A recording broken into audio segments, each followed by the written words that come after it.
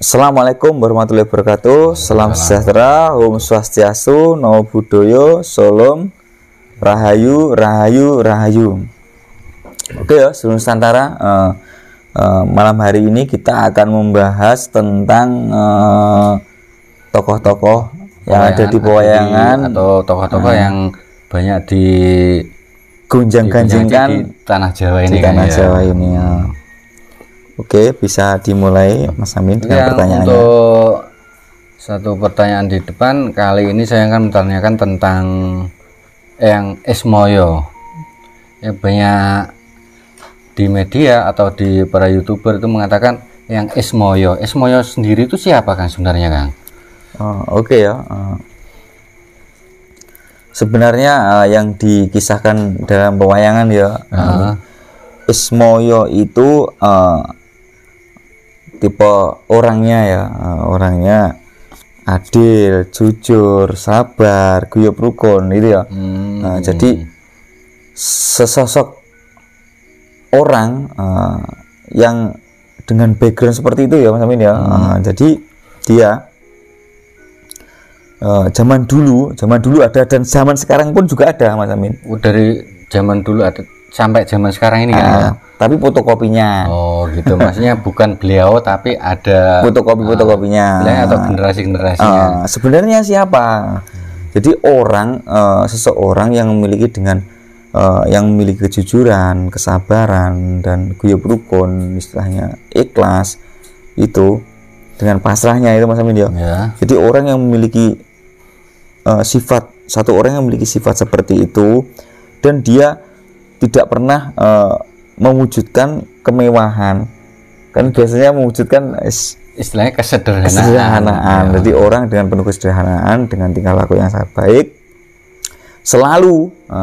dia selalu menuturi orang. Kalau ada orang bertanya dikasih tahu, istilahnya dikasih pituduh, dikasih pitutur, agar seseorang yang mencari jati diri itu bisa menemukan jalannya.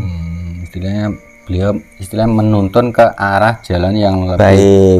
Kalau zaman sekarang kayak kiai, kayak paguyupan yang mengarah ke ajaran lebih baik, seperti budi pekerti ya. Terus yang Ismoyo ini sebenarnya orang atau tokoh pewayangan kan? Loh, sebenarnya orang. Zaman dulu dia berwujud manusia.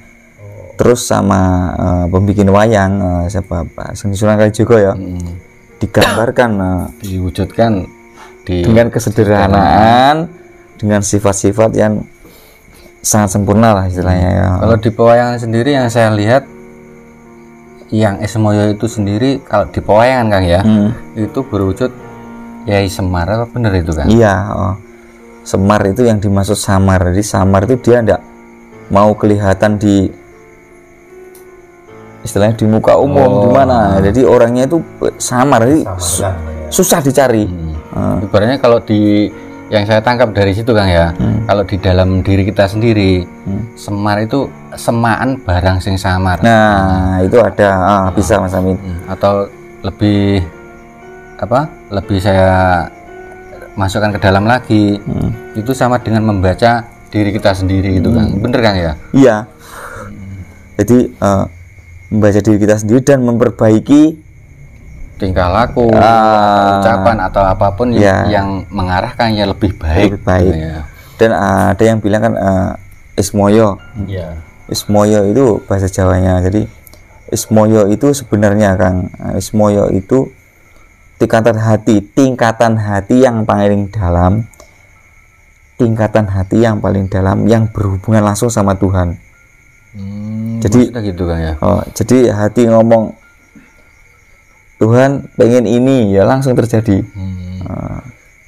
karena dengan sifat kejujuran, kesederhanaan, Ikhlas, kesabaran. Nah, terus kesabaran itu bisa yang dari dalam itu bisa ibaratnya kita berdoa komunikasi dengan Tuhan, apa yang kita minta itu pasti terkabul, dikabulkan. Jadi mungkin dengan cara kita berdoa itu bisa kita contoh seperti itu kan ya. Itu dengan sifat seperti itu ya Mas Amin ya. Sekarang ini contoh kecil ya yang ribet ya.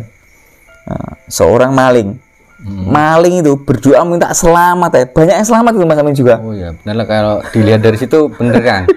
Itu maling loh Mas Agus. Perbuatan buruk apapun kalau dia minta selamat juga sama Tuhan, minta selamat kepada Tuhan dengan sungguh-sungguh dan ikhlas, ya, Tuhan pasti ngasih selamat juga ya, seperti itu. Dan ini lagi yang menyambung ke pertanyaan yang tadi, di tanah Jawa ini terkenal dengan mungkin zaman Poyan kan ya, selain Mbah Hyang Semar sendiri kan, yang saya lihat, yang saya mengerti ada 4 tokoh dari Punokawan sendiri. Oh iya, itu kan ada 4 dan beliau sendiri tuh sebenarnya siapa Kang? 4 itu Kang, dan jadi, perannya di tanah Jawa atau di muka bumi ini tugasnya apa Kang? Oke gini Mas Amin ya, sebenarnya Punokawan itu yang sama-sama yang Ismoyo tadi, dari zaman dulu sampai sekarang itu tetap ada. Oh tetap Kang ya. Jadi orang yang kan beda-beda tuh sifatnya orang 4 itu. Ada yang diam, nggak banyak ngomong, tapi dia suka kebaikan. Ada yang selengean, banyak omong tapi menuju ke kebaikan. Ada yang suka kelahi, istilahnya nakal tapi dia di jalan yang kebaikan, tidak di jalan yang salah ya. Jadi sifat karakter orang yang dengan keadaan kayak gitu, istilahnya yang nakal lah, yang ini, tapi dia di jalan satu kebaikan, tetap di satu jalur itu jalur yang ke arah yang baik gitu kan ya. Kalau dalam diri kita, kalau orang Jawa bilang sedulur papat limo pancer. Kalau ke arah keilmuannya itu juga ya. Dan dari 4 tokoh sendiri tuh nama-namanya itu siapa Kang? Kalau tidak salah ya Gareng, Petro, Bagong, Semar, Gareng, Petro, Bagong. Iya. Oh iya, ada 4 itu kan ya. Dan dari keempat-empatnya itu Kang, di tanah Jawa ini sendiri, beliau kan pasti punya pegangan atau senjata. Itu senjata yang digunakan masing-masing itu apa Kang dari keempat itu? Kalau senjata itu Mas Amin, kayaknya sama tuh kayaknya, kalau saya lihat kayak bidok tuh, kayak arit itu loh. Arit yang kecil itu. Jadi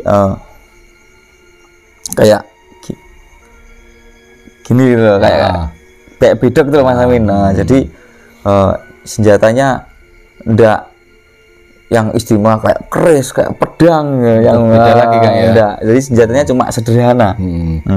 Sama dengan kesederhanaan beliau itu sendiri ya. Dan dari keempatnya itu kan, apakah dari keempatnya itu punya kesaktian yang sama atau kesaktian berbeda Kang dari keempatnya? Kalau masalah kesaktian memang berbeda-beda. Jadi sebenarnya kemampuan. Dari kemampuan seseorang yang berbeda-beda. Jadi ada kemampuannya yang bisa begini, bisa begini, bisa begini. Jadi beda-beda semua. Dari keempat itu pasti ada perbedaan kan ya? Perbedaan. Terus visi dan misinya dari keempat Punokawan ini apa? Sebenarnya itu mengajak kebaikan ke istilahnya ke sesama makhluk ataupun ke istilahnya perannya lah. Iya. Atau visi dan misinya. Pesan dari peran dari beliau sebenarnya itu sama aja, sama dengan Sumpah Palapa. menyatukan Nusantara dengan tingkah laku, kebaikan, kejujuran, dan kesederhanaan. Jadi di sini sebenarnya itu kan Punokawan itu ada dulu seseorang yang dikisahkan di pewayangan gitu kan Mas Amin. Sebenarnya kisah nyata dari manusia zaman dulu dikisahkan di pewayangan dan diceritakan di pewayangan agar kita bisa mengambil dari kisah-kisah beliau itu sedikit banyak. Jadi ada orang yang tipenya kelahi, tapi dia di jalur kebaikan. Jadi baik.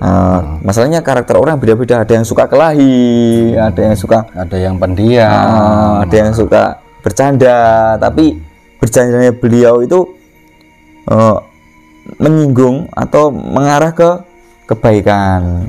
Dan dari keempatnya itu, beliau punya tempat tinggal atau saat ini berada di mana, Kang? Kalau itu cerita Mas Amin. Cerita. Kalau saat ini fotokopinya banyak Mas Amin. Istilahnya kayak duplikatnya sekarang. Fotokopinya ada, tetap ada. Dan sampai saat itu pun tetap masih hidup kan ya? Maksudnya dari zaman dulu kan ada orang seperti itu. Dan di zaman sekarang tetap ada. Jadi masih hidup. Hidup apa? Hidup tentang yang hidup apanya? Pemikiran yang sama, tingkah laku yang sama, kesederhanaan yang sama. Berarti kalau diambil dari yang tadi sampai dari atas ke bawah, berarti itu masih ada orang yang berperilaku atau perbuatan yang seperti yang diceritakan tadi kan ya? Oh, ada Mas Amin. Maksudnya itu keseimbangan alam. Keseimbangan alam untuk menyeimbangkan alam biar tidak runyam. Berarti dari generasi ke generasi ini tetap ada kan ada. Ya? Intinya kayak yang Ismoyo atau Semar ataupun Punokawan itu kan, kalau tak tarik kesimpulan dari tadi, modelnya kayak gambaran lah, gambaran ataupun apa namanya ya, gambaran manusia lah. Ini loh satu contoh yang baik Mas Agus ya, kebaikan yang bisa dicontoh di zaman sekarang. Tapi sebenarnya ada enggak? Sebenarnya ada.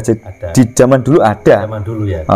Makanya dikisahkan cuma dalam pewayangan ataupun ada memang sosoknya ataupun.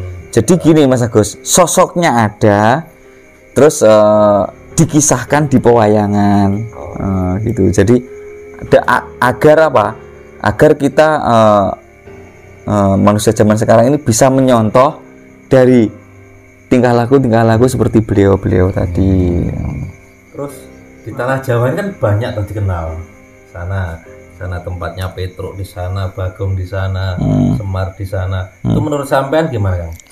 Kalau menurut saya itu tempatnya di mana-mana kalau menurut saya. Berarti mana ya? Berarti bukan cuma satu tempat aja Kang ya. Enggak. Berarti di mana-mana ada. Kalau menurut saya loh. Karena istilahnya dari cerita keempat orang itu ada, berarti sampai sekarang pun masih tetap ada kan ya. Terus ini kan yang ditunggu-tunggu ya, ada namanya apa namanya, ramalan ataupun dari Joyoboyo akan ada muncul Ratu Adil ya kan. Ini gimana Kang menurut sampean Kang? Maksudnya Ratu Adil itu siapa ya? Maksudnya siapa? Bagaimana dan siapa beliau itu Kang? Kira-kira dan kapan ini munculnya ini kan? Saya pernah mendengar Mas Agus ya Mas Amin ya tentang cerita itu, tapi saya cuma ketawa aja saya. Kok ketawa gimana Kang itu maksudnya? Maksudnya kok ketawa ini dalam artian gimana Kang ini Kang? Ya sebenarnya sampean itu semua orang ini yang dimaksud Ratu Adil itu. Berarti bukan satu sosok nanti akan muncul, itu bukan. Ya? Satu kesatuan dengan rasa visi yang sama, ingin menjadi satu, istilahnya dalam satu Nusantara. Itu yang dimaksud Ratu Adil. Itu kan sanepo toh itu Mas. Sebenarnya sanepo bukan. Ratu rasa menjadi satu, adil. Maksudnya itu kan ya. Bukan salah satu sosok nanti pemimpin Indonesia Ratu Adil bisa jaya loh, ini bukan itu. Buat sampai tunggu sampai nanti Anda ada muncul. Oh, berarti ini ada kaitannya dengan Sumpah Palapa yang Nah itu. Iya. Oh itu. Nah, itu saya juga nggak mau bertanya, itu juga nggak sengaja Om Agus loh. Kok saya juga kaget loh kok tanya ini bilang gue. Jadi ada kaitannya Kang ya. Ratu Adil sama Sumpah Palapa, Palapa ya. Jadi ratu rasa menjadi satu dan muncullah satu keadilan. Itu keadilan yang merata lah. Nah itu sanepo Mas. Makanya saya dulu pernah ada orang ceritanya ketawa saja saya. Wah, ini cerita apa ini? Sing cerita dia nggak tahu, wes. Syukur ngomong aja gitu. Ramalan itu kan dari Joyoboyo dan saat ini kan ditunggu-tunggu kan. Nah, padahal yang ditunggu ya, kan? Yang ditunggu ya orang yang ngomong itu padahal. Berarti istilahnya Ratu Adil bisa seluruhnya ya. Karena yang penjelasan kayak gini kan banyak orang yang belum tahu kan. Makanya mungkin habis presiden ini yang turun baru muncul Ratu Adil. Nah, itu kan orang yang nggak paham pasti mikirnya ratu. Pikirannya itu. Ratu pasti pemimpin ya. Sebenarnya pemimpin itu bukan pemimpin di Indonesia atau di suatu negara aja. Pemimpin dalam diri kita sendiri kan ada. Betul. Kita ini dilahirkan untuk menjadi pemimpin loh Mas. Pemimpin apa ya? Pemimpin keluarga, pemimpin rumah tangga, pemimpin pabrik, pemimpin apa? Pemimpin. Siapakah Ratu Adil? Ya, kita semua. Kita semua ya. Kita semua. Siapakah Ratu Adil? Ya kita semua. Jadi satu rasa menjadi satu dan muncullah satu keadilan. Lah kita semua. Padahal sudah itu dulu sudah muncul itu sama salah satu pahlawan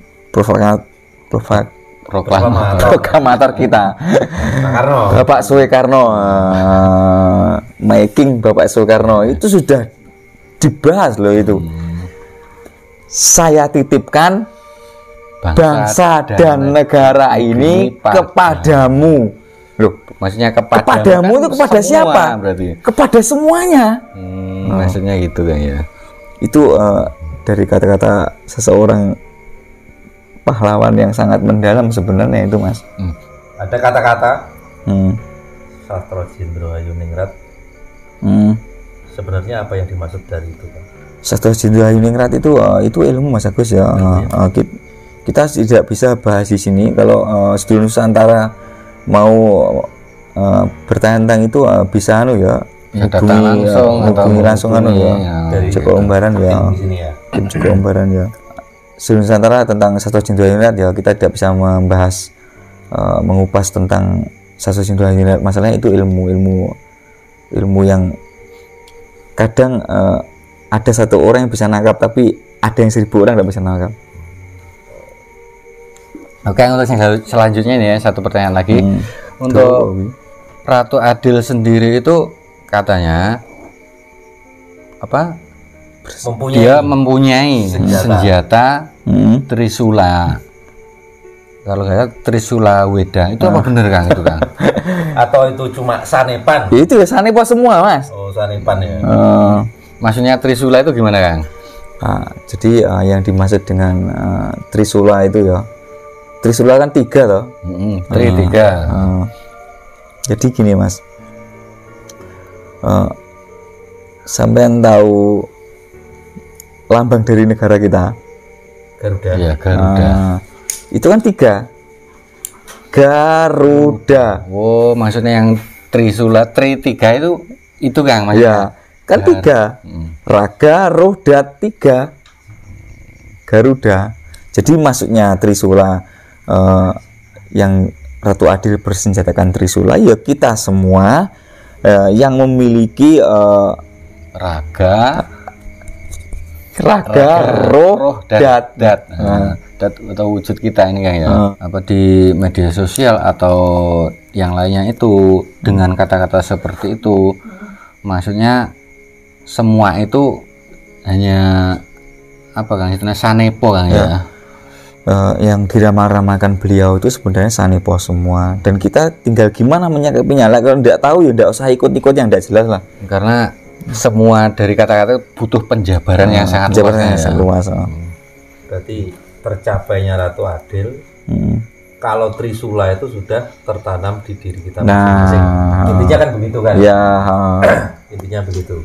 Jadi bisa tercipta adil kalau kita sudah di diri kita sudah tertanam itu ya Trisula. Iya, Trisula. Juga dengan perilaku kalau sudah tertanam gitu kan. Pasti ya negara ini menjadi lebih baik lagi, lebih makmur lagi. Lebih makmur. Mungkin kalau Jogombaran sepertinya waktu sudah mepet pagi dan kita sudah panjang lebar membahas dari awal sampai akhir ini. Mungkin untuk kali ini kita sudahi atau gimana kan? Mungkin ada pesan ataupun kata-kata lah dari Kakak Jogombara yang perlu disampaikan ke sedulur Nusantara. Sedulur Nusantara ya. Nah, ini saya sedikit pesan, sebenarnya juga bukan dari saya ini Mas. Ya mungkin dari saya dulu. Istilahnya bertemu dengan Gus siapa, Mbah siapa yang mengasih saya wawasan ya.